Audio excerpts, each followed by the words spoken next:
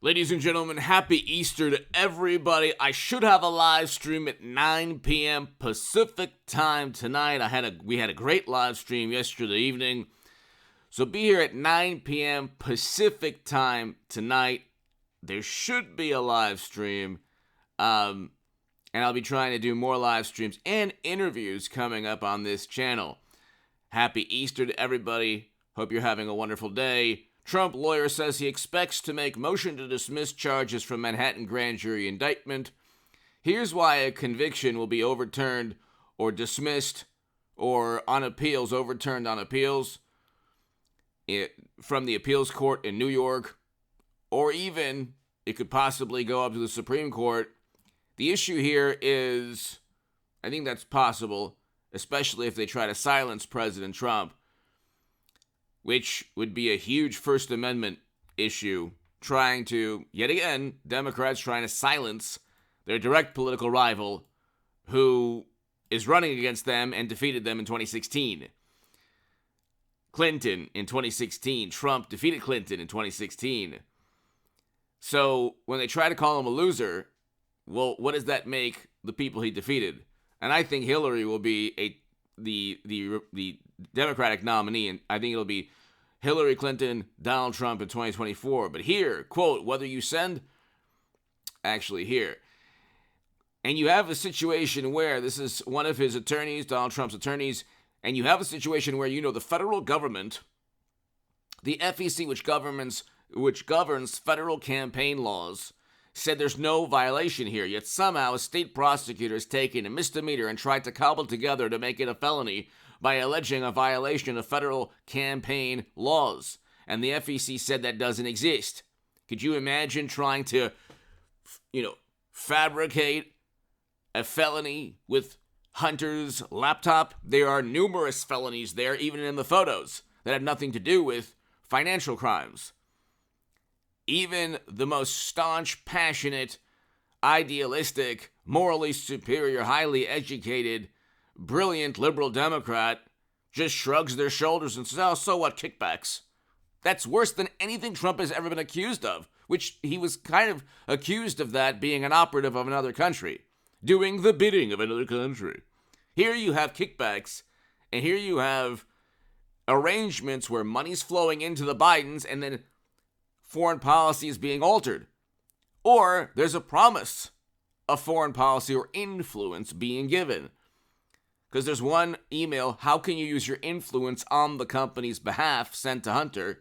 And then there's another email that states that he gives 10% of all his earnings to Joe, which are numerous violations and felonies there.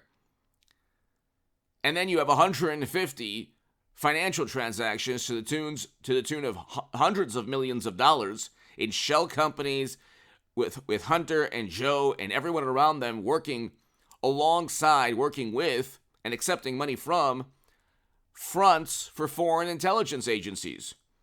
This is all in the New York Post and Daily Mail. Chuck Grassley, Ted Cruz, Jim Jordan, James Comer, Ron Johnson, Rand Paul, all of these people, Rudy Giuliani, all of these people have looked at the laptop or emails from the laptop, looked at the financial transactions and said, yeah, these are obvious felonies. Of course they're felonies. You think people are giving money to Hunter or Bill and Hillary for what purpose? For influence peddling, to alter either domestic or U.S. foreign policy.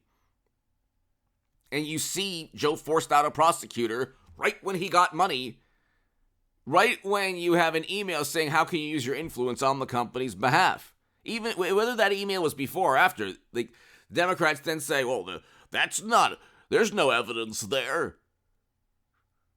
Well, of course there's evidence there. There's an arrangement. What does it matter if before or after you give the beneficial treatment of the $100 million? They did that with the Uranium One deal. Democrats said, well, the timeline makes no sense. Yeah, but there is no timeline for graft and bribery. It's just there's a relationship that is formed between a Democrat and a donor in another country. The donor wants something. The Democrat eventually gives or pretends to give. And then media says, you can't prove anything. These are crimes, though. You can't convince anyone on the planet that you're going to alter U.S. foreign policy or help them in any way to accept money from them. Help them in any way as a U.S. government official. But anyway, hit subscribe to this channel right now. Be here at 9 p.m. Pacific. I should have a live stream at 9 p.m. Pacific. This case will be thrown out because there is no FEC violation. It'll be overturned on appeal. If he's convicted, it'll be overturned on appeal. Look, there is no rule of law when it comes to Trump, okay? When it comes to Trump, there is no rule of law. Okay, it's purely political. Purely political. So, Clinton, for example, committed crimes. I think she'll be the 24 nominee for the Democratic Party, but she committed crimes. Servers with top secret intel. Trump didn't have servers. He didn't siphon classified data from secure government locations onto servers. That is a crime. I mean, you have to, if you're on the left and everything's a conspiratorial belief to you, maybe you're the one in the cult. Maybe you're the one who can't accept reality. Okay? These people are consistently caught in the act. And yet, they're never judged by the standards they judge Republicans, or Trump especially. Because with them, you have to not only prove that they committed a crime, but they intentionally committed a crime, and that they ordered somebody to delete and wipe servers clean. It's like, are you kidding me?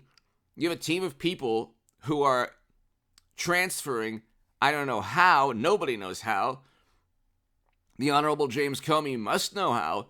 All of these people have to know how, in these intel agencies. How on earth did Clinton and her team of people manage to transfer top secret and special access program intelligence and classified data onto servers that were outside of the U.S. government? It is not even possible. It is impossible from a cybersecurity perspective. It is absolutely impossible from a cybersecurity perspective. How? Nobody knows. Nobody knows how. And that is a huge issue. That is not only illegal, not only a national security disaster, but nobody knows even how that's even, like, from a cybersecurity perspective possible. So you have rampant criminality on the Democratic Party side. Rampant. The thing is, it's tribalism. A lot of these people, and happy Easter to everybody, and whatever holiday you celebrate, God bless you. Happy, have a happy day, happy month. But